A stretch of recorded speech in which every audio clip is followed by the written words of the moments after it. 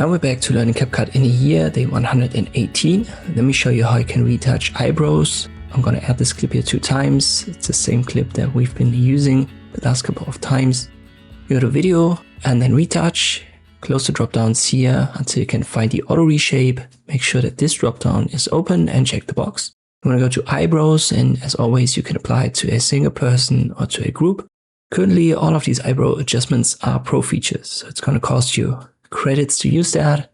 And as always with these reshape options, these retouch options, there's a simple slider and you can see in real time what it does. And so far my experience with it was pretty good. It's very stable. It detects the eyebrows very reliably. And here in this example, you can see the difference quite well. So once again, go to retouch and then use the auto reshape for eyebrows. And this is how you can adjust the eyebrows in CapCut.